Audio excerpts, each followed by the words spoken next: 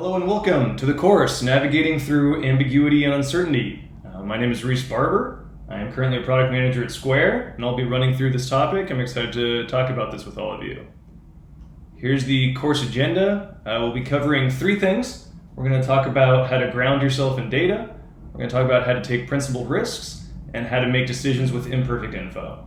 And if you forget everything I say over the course of the next half hour, I've also sprinkled in 6 pro tips along the way so you can take notes on some of the high-level takeaways. So first, a little bit about me. My name's Reese. I've been a PM for 5 years. This is a picture of me when I was younger and less bearded. I currently work at Square. I have previous experience in healthcare consulting and at startups. I used to make audio video transcription tools. I used to work in healthcare analytics software, and I'm currently in fintech. I'm a trainer, speaker. I love talking about this stuff, and so I'm excited to be with you all today. Okay, so let's set some context. Why does this topic matter, navigating through ambiguity and uncertainty? Well, product management is full of hard questions. Everyone is looking to you for the answers. There's questions like, what do customers want? What is the top priority? Will anyone buy this? And many of the times you won't have all the answers yourself, and that's totally okay. No one knows everything all the time. But product management isn't about knowing everything. It's about finding the right answers to the right questions. And so that actually brings us to our first pro tip of this whole conversation, which is it's not about knowing everything. It's about finding the right answers to the right questions. And hopefully over the course of this course, we'll give you some tips on how you can do just that. The PM job is inherently uncertain. An impact of a good or bad PM might not even be known over the course of a couple of years. And so on top of that, everyone's looking to you for answers. And so you need to know what to do. And a good PM will translate some of these questions into workable ideas. So back to the course contents in our agenda, we're going to be talking about 3 things: ground yourself in data, take principled risk, and making decisions with imperfect info. And so let's jump right into the first topic, which is grounding yourself in data. Data. What is data? Data is the best instrument we have for navigating through uncertainty. So a little metaphor with the lighthouse through the fog here. So some of those questions that I just spoke about that are confusing about product is, what do customers want? Will anyone buy this? Is option A better than option B? What are the top priorities? And data can allow you to have some clarity into otherwise very opaque topics. What exactly is data? It can be lots of stuff. I feel like most people think about the quantitative, but it can also be the qualitative. So here's 2 columns with a bunch of examples, and there's myriad others, but some of the things that most people think about for quantitative is daily active users, monthly recurring revenue, web page visits, conversion rates, etc. Then also on the qualitative side, you have things like customer interviews, you have survey feedbacks, anecdotes, feature requests. Basically, everywhere you look, there's typically data. And the important thing is, data is something tangible you can use to help you make a decision. At the end of the day, that's why it's important. I feel like we live in a world today where data is at our fingertips everywhere, and the challenge is actually sifting through that to extract the signal from the noise. And there's so many things to measure, but only a few will actually be important to what you're trying to do. So that brings us to our second pro tip, which is don't measure everything, measure what matters. You could be asking, well, how do I know what matters? So picture this. Let's say you are planning a road trip and you bust out the map, and first thing you do is you start looking at all the interstate highways, you create multiple options for avoiding tolls or busy freeways, you look at historical traffic patterns, you check the weather, see if you need all-wheel drive, all these sorts of things. You're super prepared. But then your friend comes up to ask you and say, hey, where are you going? Where are you actually trying to go? And you have no idea. You haven't thought about this yet. And you know all the interstate highways in Nebraska, but you actually haven't sat down and thought about the most important question, which is, where exactly am I trying to get to? So the step 1, the very first step, is to understand your high-level objectives, is to make sure that you understand where it is you're actually trying to go before you just go out in the world and measure everything, because a lot of it might not matter to your goals at the end of the day. So here's some example objectives. These are from real life that you'll probably see in a lot of your PM careers. Example objectives could include double revenue over the next 12 months, or get 1,000 people to try something new, win back 10% of churn customers, have the number of support complaints. There can be many others like these, but they're usually something quantifiable, you can measure over time and know whether you've improved. You could be asking yourself, hold on, what are my high-level objectives? And that's okay. This course is about uncertainty, and so at a certain point, you just kind of have to posit some things as true. So let's take a big step back and think about step 0, which is, what are my actual high-level objectives? If you are a founder, or if you are a very early-stage employee, you probably have to think about the company mission. Ask yourself, why does my company exist in the first place? If you are a PM on a sprint team in perhaps a larger company, why does your product or why does your business unit exist? Think about your team. Why were you and your team hired? And at the end of the day, everything's about the customer, right? The customer, the customer, the customer. What problems are you solving? So these are extremely personal questions. This is not going to be covered in the scope of this course. I can't tell you exactly why you and your team exist to solve customer problems, but you want to define some high-level objectives over a certain time horizon that you hope to achieve in order to drive these objectives. So that's step 0 and step 1. Once you've understood your high-level objectives, you can go into step 2, which is actually trying to identify the data. And how I like to picture this is identifying data with dotted lines to goals. So on the one side, you have your objectives. These are some of the ones we just talked about, like 2x revenue or 1,000 new users. And then on the other side, you have the possible data points. And there are an endless sea of these types of data points, right? And so your goal is to identify which is the right pieces of information in order to help you validate some of your hypotheses on your objectives.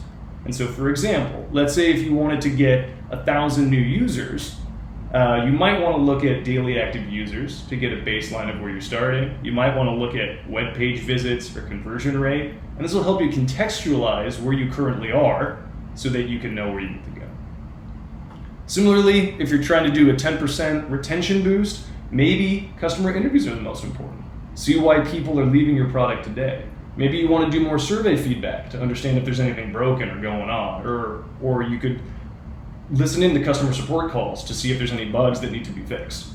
And these are pretty different things, right? So it's not one size fits all. It's custom tailored to the objectives that you're trying to reach. Do I literally use this exercise with dotted lines? No, I don't actually go out and map it. It's just a helpful visual metaphor, I think, for understanding that you have objectives and a sea of information. And in order to resolve ambiguity and uncertainty, it's important to tie those to the key data points that will help you validate your hypotheses. So the pro tip for this section is you can't figure out how to get somewhere without knowing what that somewhere is. And so that's key. Just like you wouldn't take out the map in your car before knowing where to go, you wouldn't just start measuring everything under the sun and getting all these data points without a firm understanding of what your high-level objectives are. Okay, so step 3, where do I actually find the data, right? That's great and all, I kind of know what I need to measure, but the data's out there somewhere. How do I get it?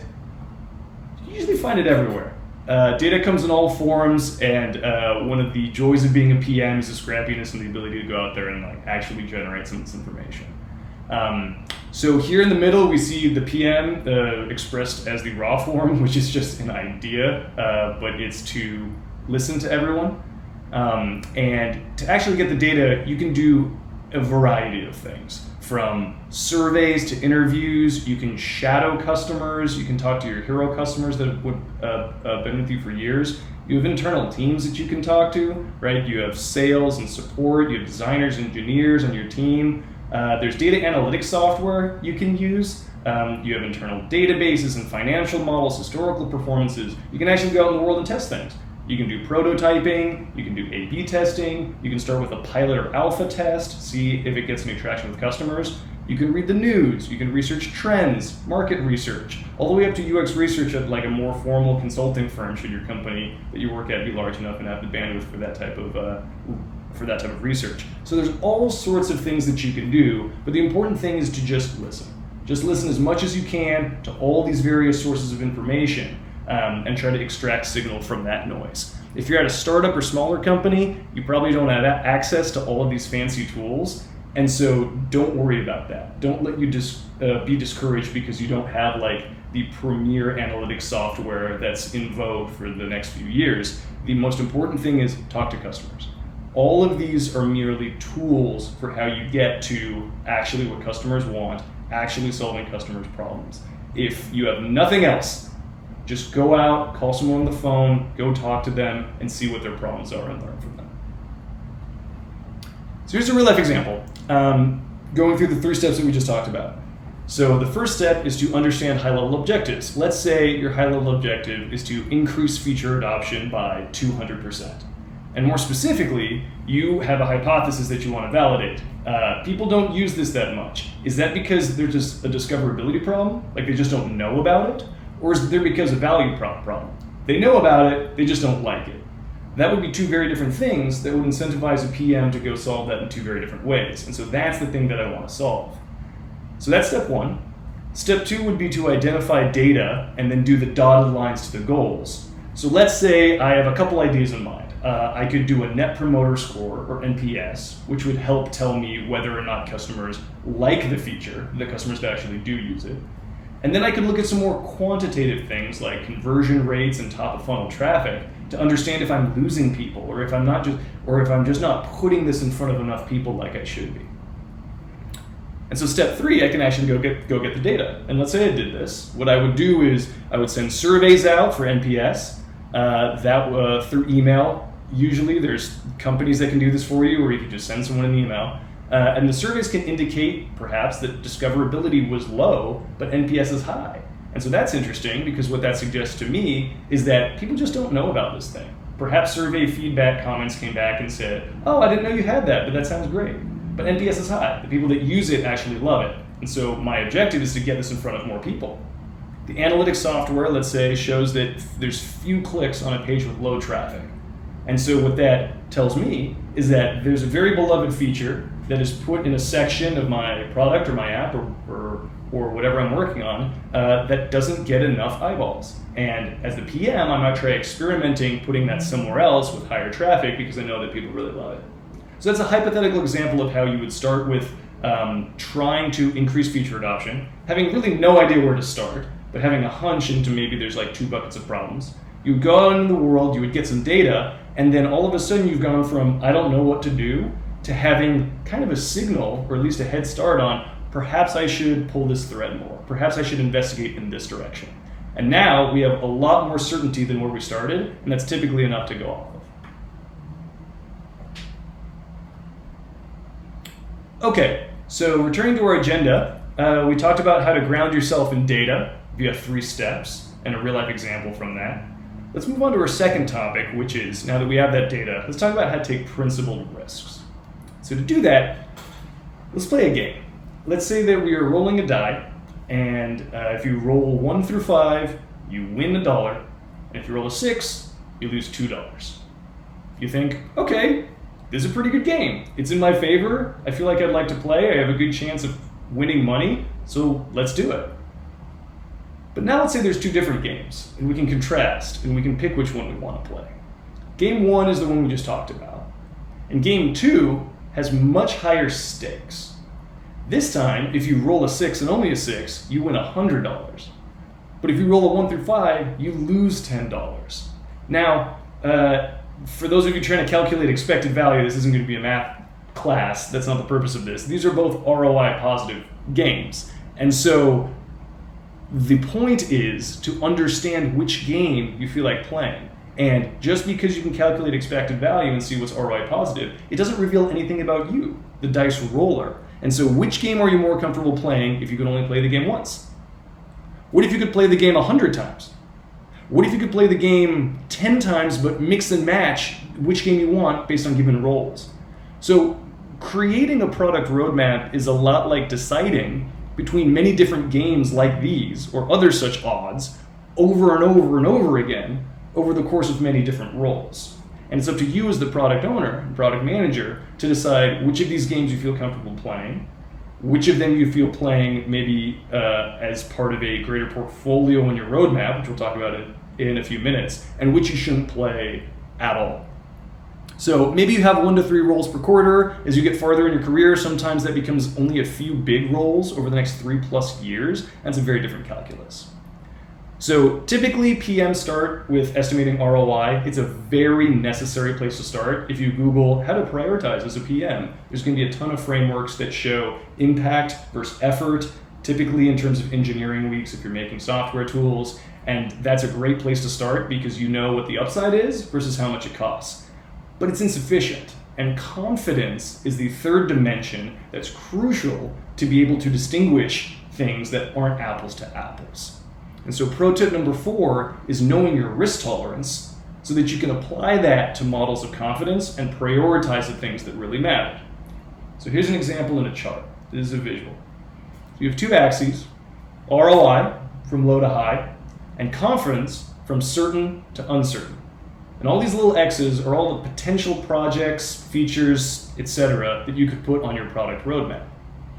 If it was just ROI, it'd be very difficult to compare these 2 projects because they're both very ROI positive. You'd be incentivized to do them. Perhaps they have large upsides and take very few engineering weeks to pull off.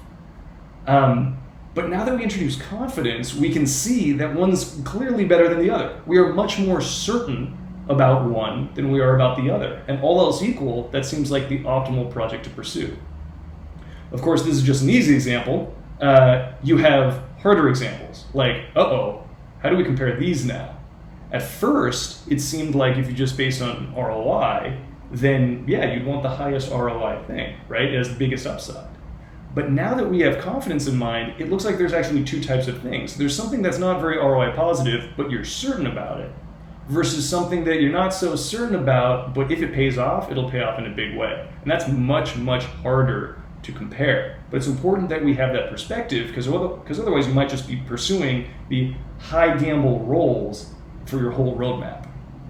And so you can actually divide this into quadrants, right? So on the bottom left, you have the quick wins or the low-hanging fruit.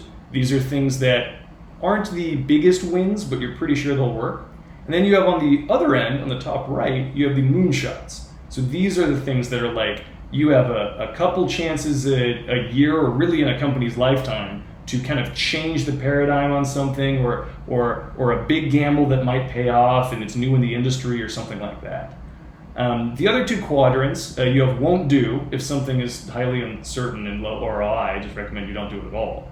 And then you'll also have no-brainers, which is if you have high ROI and high certainty, you're in an extremely fortunate position. This doesn't happen all the time, but if you have these, you should take them because they're no-brainers. And this just depends on where you are in your product development cycle, where your company is in its lifetime, because maybe if you're a startup, everything's basically uncertain, right? You're just getting product market fit. You have to take big leaps of intuition. That's okay. Or perhaps you're at a larger company, one of the largest technology companies in the world that we've all heard of, and maybe your scope is a bit smaller, and then you have to not take as many moonshots on a daily basis, but you're held accountable for a team for certain KPIs every quarter, and then maybe more quick wins and no-brainers are going to populate your roadmap. And so both of these are okay, but it depends on the risk tolerance of the individual, which is why the pro tip for you is to get a better understanding of your risk tolerance. So just to reiterate the many factors, what stage is your company or product in? Young versus mature. If you're in the dirt road and the jungle and things aren't really clear yet and you're making big choices, then maybe they're all moonshots. If you're on a more paved road, then maybe things are more certain and you can worry about incremental basis points as opposed to 200x ROI increases. Depends on how much budget you have. Understand your constraints either in people or in time or in deadlines, the amount of runway you have from VC money. And then understand your customers or addressable market demand. If you distribute, let's say, prescription medication, it's a very different thing than if you're making a global cryptocurrency, which is a very different thing than a short-form video platform. And so each industry makes different risks, and each company makes different risks, and you as a product manager will probably make different risks. And it's not to say that anything is right or wrong, just you should understand that more so that you can manage your roadmap like a well-diversified portfolio. And that's pro tip number 5. Your roadmap should be managed like a well-diversified portfolio. And this brings us to portfolio theory. This is a very deep topic, and if you have a background in math, you probably know way more about it than I do. But portfolio theory basically says that your roadmap is literally an investment in time, in money, in opportunity costs? And if so, individual projects, features, or whatever you put in there should be evaluated in the context of a broader portfolio of investments, right? Just like you would for your 401k, it's probably not ideal to put all your eggs in one basket. Instead, you want a comprehensive strategy that will likely be net positive over a given time horizon. I think the luxury of having a roadmap or a portfolio of things that you can choose from is you get to like fine-tune all those dice rolls that we were talking about a few minutes ago. Decide what games you play. Perhaps you have some safe ones, perhaps you have some riskier ones, and you can understand your risk tolerance to allocate investments. So here's an example. Maybe next year's roadmap, you have small tests for 1 or 2 annual big bets. These are the things that you don't have certainty in, but you'd really like to see pay off, and they will move the needle in a big way. And then you mix those in with 1 or 2 higher confidence, medium-sized projects per quarter, and you sprinkle a handful of low-hanging fruit sprinkled throughout.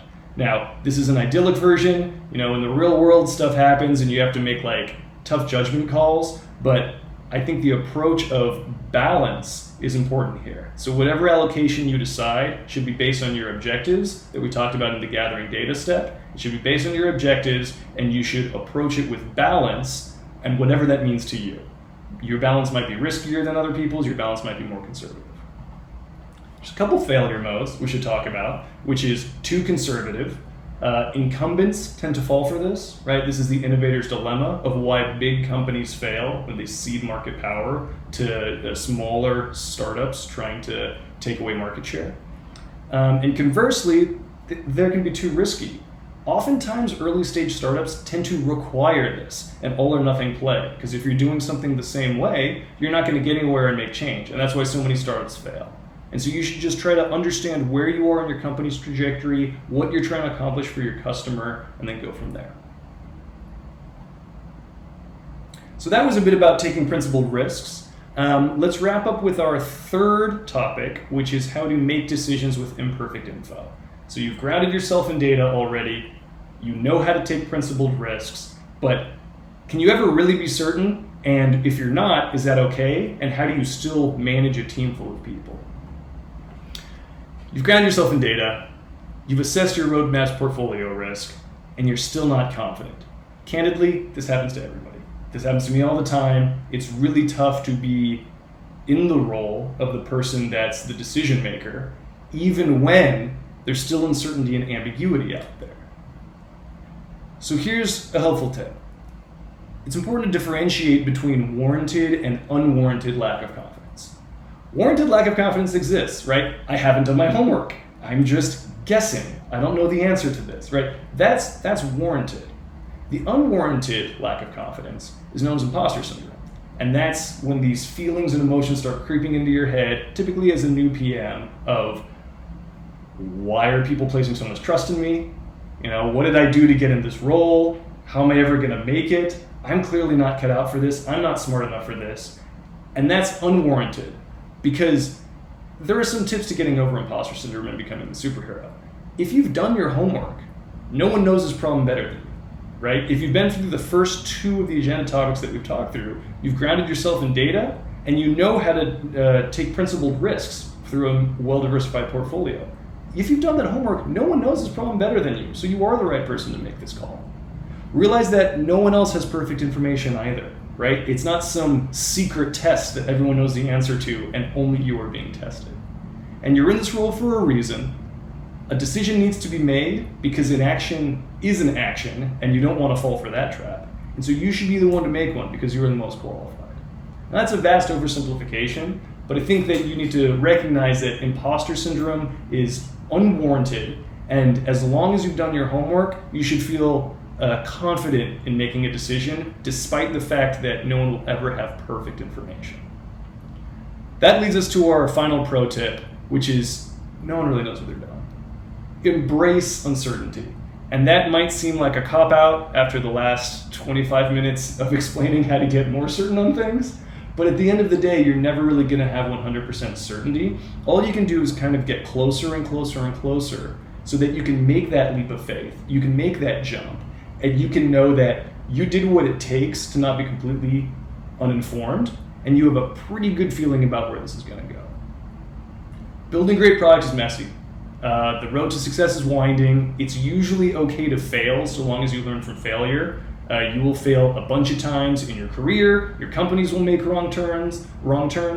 You might be personally responsible for some of those turns, and that's okay. The important thing is to learn along the way, and that's how you grow and develop as PMs. So, like I said before, inaction is an action, and you want to just make sure that you aren't that your lack of confidence isn't prohibiting good decisions from being made. There's an important caveat though. You can get too far over imposter syndrome. And so the last slide was kind of a pick-me-up for people that maybe need confidence boosts, and this one is for those that think that they can do everything just based off intuition alone. You need to have done your homework. This applies only if you do that. Don't fall into the overconfidence or intuition trap, where you come in and you have extreme confidence and you start making shots and you haven't looked at data at all. That should be a red flag to you too. So as long as you've done the homework, feel confident that you're the right person for this job and you can make these decisions. Okay, all that said, there's still some tips on how we actually do this in practice, right? So I have a few for you as we wrap up this class. Decision-making tips. The biggest rule of thumb is the more irreversible a decision, the more time should be spent making it. And so we can view this visually, where you have urgency from low to high, and then you have reversibility from it's easy to reverse or impossible to reverse. And then we can plot some more of these decisions in the graph itself. So fixing a bug in production, yeah, it's probably extremely urgent, and it's probably relatively easy. I say as a product manager, for all the engineers on the call, I apologize for this naivete, but it's easy to reverse in the sense that if you're patching something, if you're putting it out there, it just needs to be done, and if it's still broken, we can do it again. Contrast that to something that's a little bit more in the middle, right? You have beta testing a top feature request. Okay, people seem to clearly want this. It's important to get it out into the market. It's going to be tough to reverse because it probably takes a while to produce. If there's any marketing or anything involved, that's going to be tough to undo, but not impossible. So that's kind of like a medium. Then on the other hand, you have something like changing prices globally. That's a change that once you make once, it's going to be an impression in your customer's mind. It's going to be super tough to undo, and it's probably not all that urgent. If you're considering something like this, it's probably for a multi-year strategy that you're rolling out, as opposed to something that needs to be done tomorrow. And so you might have the luxury of time, right? And so this is kind of like the linear trade-offs between urgency and reversibility. We aren't always so lucky, right?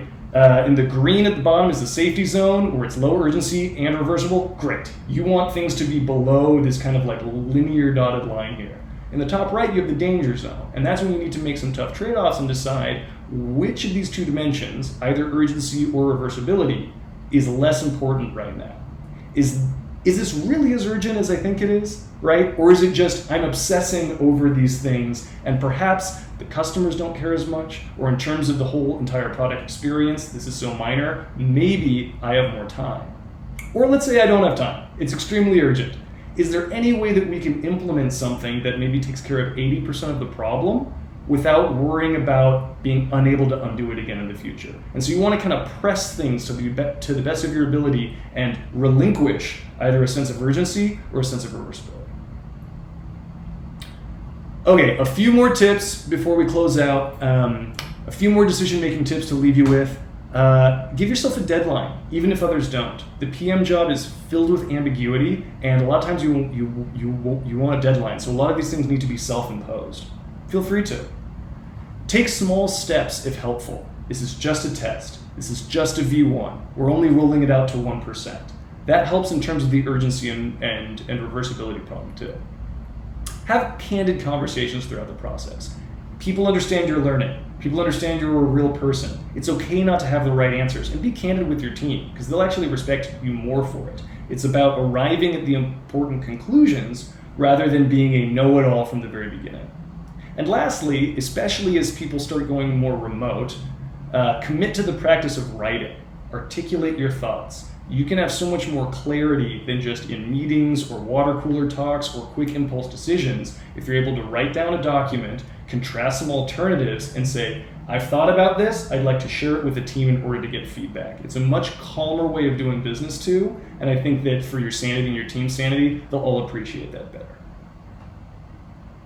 Okay, so that's it. We talked about how to navigate through ambiguity and uncertainty. We focused on 3 main topics. We talked about how to ground yourself in data via 3 steps, and we went through a real-life example. We talked about taking principled risks and why you should treat your roadmap like a well-diversified portfolio.